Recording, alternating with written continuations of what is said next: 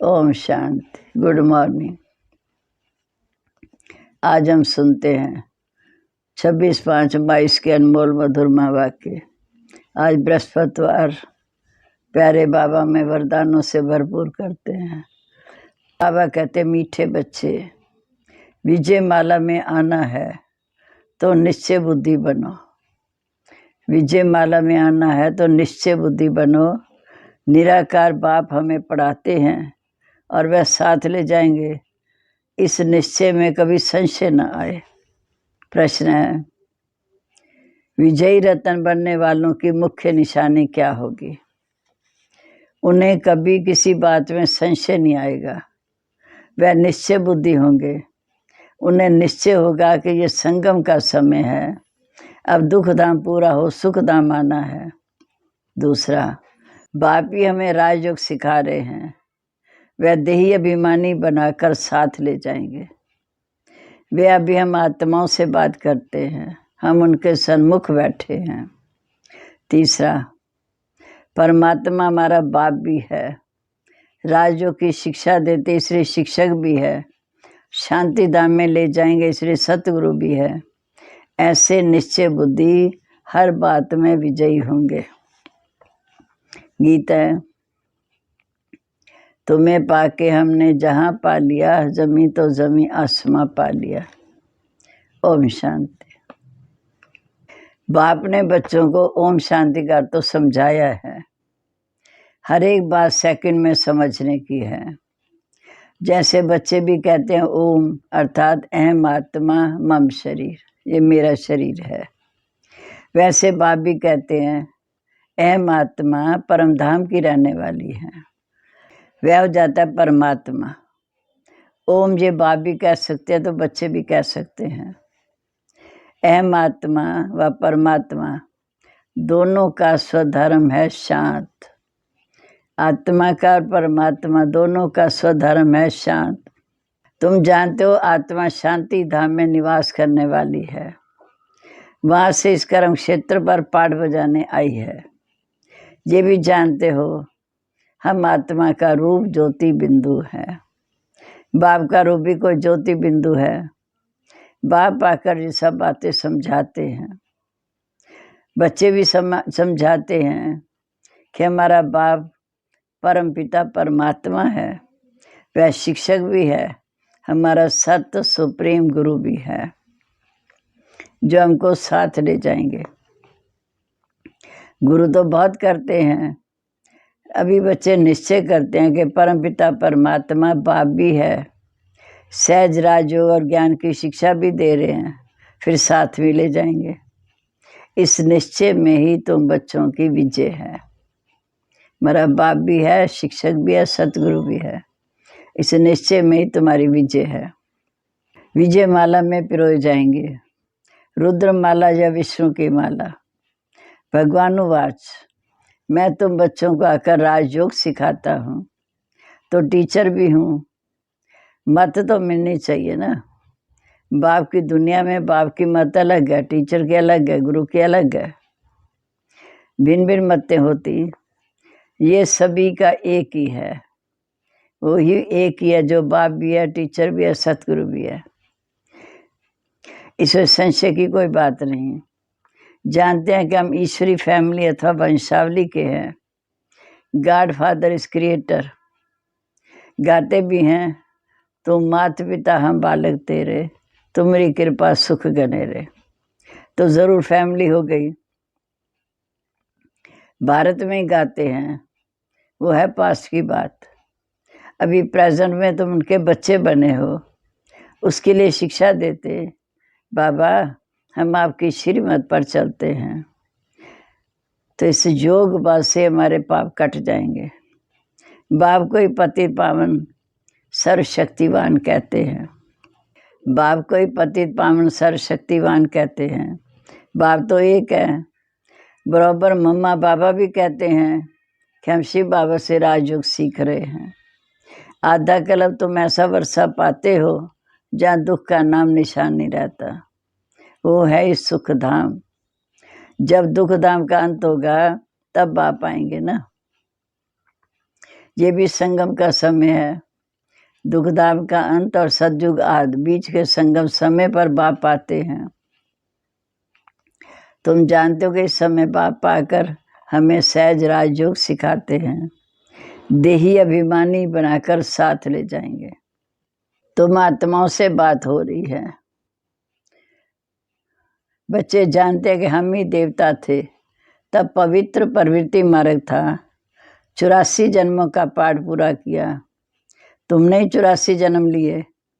गाते भी हैं, आत्माएं परमात्मा अलग रहे बहुकाल, सुंदर मिला सजरा जब सतगुरु मिला दलाल। सतयुग आदि में पहले पहले देवी देवताएं ही होते हैं, जो फिर कलयुग अंत में पतित बनते, पूरे 84 जन्म लेते। अब आप हिसाब बताते हैं। सन्यासियों का धर्म अलग है। झाड़ में अनेक प्रकार के धर्म हैं। पहले पहले ये फाउंडेशन है आदि सनातन देवी देवता धर्म, और फिर ये धर्म प्रायलोप हो जाएगा। जब हम देवी देवता बन जाएंगे, प्रारब्ध बन जाएगी, तो ये धर्म प्रायलोप हो जाएगा।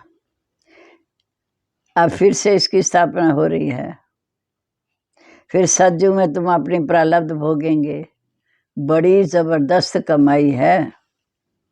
तुम बच्चे भी बाप से सच्ची कमाई करते हो, जिससे तुम सचखंड में सदा सुखी बनते। तो टेंशन देना पड़े। बाप ऐसे नहीं कहते घर बार छोड़ो, वह तो सन्यासियों को वैराग आता है।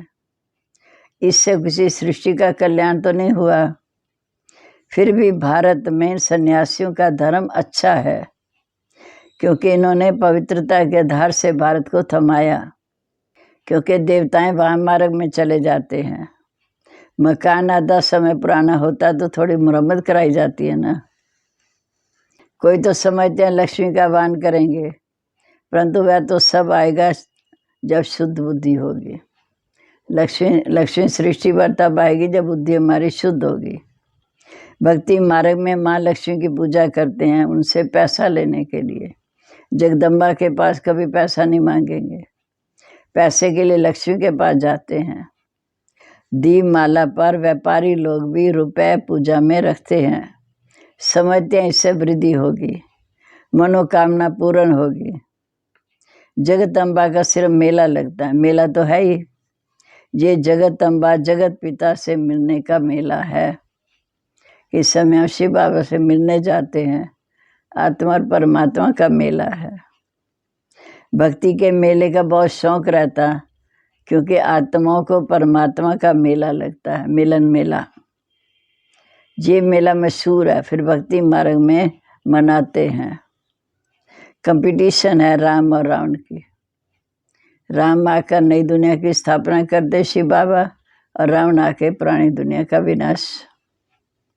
तो बाप अच्छी रीति हर बात समझाते हैं। इसमें मूर्छित नहीं होना। राम और रावण दोनों सर्वशक्तिवान हैं। तुम युद्ध के मैदान में। कई तो घड़ी घड़ी माया से घबराते हैं। बाप कहते, तुम मुझ उस्ताद को याद करेंगे तो कभी हारेंगे नहीं, माया से कभी हारेंगे नहीं। बाप की याद में ही विजय पाते जाएंगे। ज्ञान तो सेकंड का है। बाप विस्तार से समझाते हैं कि ये सृष्टि चक्कर कैसे फिरता है। नटशेल में तुम बच्चे बीज और झाड़ को जानते हो। इनका नाम है कलवृक्ष, और इनकी आयु लाखों वर्ष हो नहीं सकती। यह वैरायटी धर्मों का झाड़। सतयुग त्रेता में एक धर्म होता, द्वापर से वैरायटी धर्म आ जाते। भारतवासियों के फीचर्स भी बिल्कुल अलग हैं। भिन्न वैरायटी धर्मों का झाड़ है। तुम समझ गए हो कि वृद्धि कैसे होगी। इनकी भेंट बनिया ट्री से की जाती है। आप प्रैक्टिकल में देखते हो, इनका फाउंडेशन खत्म हो गया, बाकी सब धर्म कायम है। बनिया ट्री का भी जो मूल जड़ है वह खत्म है, बाकी सारा झाड़ हरा भरा है। ऐसे आदि सनातन देवी देवता धर्म प्रायलोप है, बाकी सब धर्म इस समय कायम है। तो बाप आकर सत्य धर्म की स्थापना करते हैं। कलकत्ता में तुम देखेंगे सारा झाड़ हरा भरा खड़ा है। पर फाउंडेशन नहीं। जो फाउंडेशन नहीं उसकी स्थापना बाप कर रहे हैं। बच्चे समझते हैं कि नाटक पूरा होता वापस घर चलना है बाबा के पास, तो मेरे पास आ जाएंगे। ये भी जानते हैं सिवाय भारत के और कोई खंड स्वर्ग बन नहीं सकता। गाते भी हैं प्राचीन भारत, परंतु गीता में कृष्ण का नाम डाल दिया। बाप कहते श्री कृष्ण को पतित पावन तो कोई नहीं कहेगा, निराकार को मानेंगे। कृष्ण तो सतयुग का पहला प्रिंस है, सबसे ऊंची हस्ती है। उस नाम रूप देश काल में फिर श्री कृष्ण स्वर्ग में आएगा। जो फर्स्ट जन्म है उसी नाम रूप में श्री कृष्ण फिर फर्स्ट जन्म में आएगा। वही फीचर्स जो एक जन्म के हैं, पहले जन्म के, दूसरे जन्म में हो ना सके। फीचर सबके अलग अलग हैं, फीचर सबके अलग अलग हैं, कर्म भी अलग अलग हैं। ये नादी ड्रामा बना हुआ है, हर एक आत्मा को पाठ मिला हुआ है। आत्मा विनाशी है, ये शरीर विनाशी है। मैं आत्मा एक शरीर छोड़ दूसरा लेती हूँ, परंतु ये आत्मा का ज्ञान भी कोई को नहीं है। बाप आकर नई बातें सुनाते हैं, कहते मेरे सिक्के लदे बच्चे। बच्चे भी कहते बाबा हम 5000 वर्ष पहले भी मिले थे। योगवाद से तुम सारे विश्व के मालिक बनते हो। बाबा कहते योगवाद से तुम सारे विश्व के मालिक बनते हो। बहुबल की लड़ाई से कभी कोई विश्व का मालिक बन ना सके, जबकि योगवाद से बनने वाले हैं। परंतु शास्त्रों में देवता और दैत्यों की युद्ध दिखाई, ये बात नहीं। जहाँ तुम योगवाद से विजय पाते हो बाप द्वारा, बाप है विश्व का रचता, तो जरूर नई विश्व रचेंगे। लक्ष्मी नारायण नई दुनिया में स्वर्ग के मालिक थे, हम बच्चे भी स्वर्ग के मालिक थे। फिर 84 जन्म ले अंत में पतित बने, भरतनाट्य पहनी कौड़ी तुल्य बन गए। अब तुमको फिर बाप आए हैं देवता बनाने। सबसे जास्ती भक्ति तुमने की, वही फिर इस समय ब्राह्मण बने। द्वापर में सबसे पहले हमने भक्ति शुरू की, फिर भक्ति करते करते कलयुग अंत तक पहुँचे। फिर इस समय बाप ने आकर हमें शूद्र से ब्राह्मण बनाया। प्रजापिता ब्रह्मा तो सूक्ष्म वतन में नहीं, ब्रह्मा तो साकार में चाहिए, जिसमें प्रवेश करते हैं। तुम जानते हो जो बाबा मम्मा जहाँ हैं वो वहाँ हैं। ये बड़ी बातें समझने की हैं। डायरेक्शन बाबा देते रहते हैं कि ऐसे ऐसे तुम सर्विस करो। बच्चे नई नई इन्वेंशन निकालते हैं, कोई चीज़ की नई इन्वेंशन निकालते तो कहेंगे ना ये कल पहले वाली इन्वेंशन निकली। फिर उसको इम्प्रूवमेंट किया जाता है। स्वर्ग और नरक का गोला जो बनाया ये बहुत अच्छा है। कृष्ण सभी को बहुत प्यारा लगता है, परंतु उनको ये पता नहीं कि यही लक्ष्मी नारायण बनते। अब ये युक्ति से समझाना है। तुम्हारा गोला तो बहुत बड़ा होना चाहिए, एकदम छत जितना बड़ा, जिसमें नारायण के चित्र हो, कृष्ण का भी हो। बड़ी चीज़ मनुष्य अच्छी तरह देखते हैं, जैसे पांडवों के बड़े बड़े चित्र बनाते। पांडव तो तुम हो, तो समझाने के लिए बड़े बड़े चित्र चाहिए। सज्जू का चित्र फर्स्ट क्लास रहना चाहिए। इसमें लक्ष्मी नारायण, फिर नीचे राधे कृष्ण का भी चित्र दिखाना चाहिए। ये है प्रिंस प्रिंसेस, राधे कृष्ण है प्रिंस प्रिंसेस। स्वयंवर के बाद बनते हैं विश्व महाराजा विश्व महारानी। ये चक्र तो फिरता रहता है। ब्रह्मा सरस्वती ही फिर जाकर लक्ष्मी नारायण बनते। हम ब्राह्मण सो देवता बनते। यह भी जानते हैं हम सो लक्ष्मी नारायण बनते हैं। फिर हम सो राम सीता बनेंगे, ऐसी रजाई करेंगे। बच्चे ऐसे चित्रों पर बैठ के इसको समझाएंगे तो उनको बड़ा मज़ा आएगा। कहेंगे ये तो बड़ा फर्स्ट क्लास ज्ञान है। सतयुग में पवित्र प्रवृत्ति मार्ग था, अभी अपवित्र। बाप बगैर बेहद का वर्षा कोई दे न सके। जानते हैं कि बाबा हमको विश्व का मालिक बनाने की शिक्षा दे रहे हैं। वह लक्ष्मी नारायण वह अच्छी रीति धारण करनी चाहिए। जानते हो बाबा हमको विश्व का मालिक बनाने की शिक्षा दे रहे हैं, ये अच्छी रीति धारण करना चाहिए। पढ़ाई से मनुष्य बहुत ऊंच बन जाते हैं। तुम भी अभी अहिल्या कुब्जादी हो, बाप बैठ पढ़ाते हैं, जिस पढ़ाई से फिर तुम विश्व के मालिक बनते हो। ज्ञान का सागर तो एक है। अब बाप कहते अपने को अशरीरी समझो। तुम जानते हो ये हमारा 84वां जन्म, तुम जानते हो ये हमारा 84 का चक्र पूरा होना है। ये तो बड़ा वंडरफुल है। इतनी छोटी आत्मा में कितना बड़ा भारी पाठ भरा हुआ है। हम आत्मा 84 का चक्कर लगाते हैं, इनका कोई आद अंत नहीं। अब हम पुरुषार्थ कर रहे हैं, उसमें सारी नॉलेज है। स्टार की भी वैल्यू होगी। स्टार जितना तीखा उतना उसका दाम जास्ती। अब इस एक स्टार में कितना सारा ज्ञान भरा हुआ है, कितनी सूक्ष्म ज्योति बिंदु, और उसमें सारा ज्ञान भरा हुआ है। गाते भी हैं भ्रिकुटी के बीच में चमकता जो सितारा। इस वंडरफुल को तुम बच्चे जानते हो। बाप कहते मैं भी स्टार हूँ, जिसका साक्षात्कार भी हो सकता है। अब इस एक स्टार में कितना सारा ज्ञान है। गाते भी हैं भ्रिकुटी के बीच में चमकता जब सितारा। इस वंडर को तुम बच्चे जानते हो। बाप कहते मैं भी वंडर हूँ, मैं भी स्टार हूँ, जिसका साक्षात्कार भी हो सकता है। अब तुम समझते हो कि परमात्मा ज्योति बिंदु स्वरूप है। अच्छा, मीठे मीठे सिके लदे बच्चों प्रीत, माता पिता बाप दादा का याद प्यार, गुड मॉर्निंग। रूहानी बाप की रूहानी बच्चों को नमस्ते। रूहानी बच्चों की रूहानी बाप दादा को नमस्ते। नमस्ते बाबा, गुड मॉर्निंग।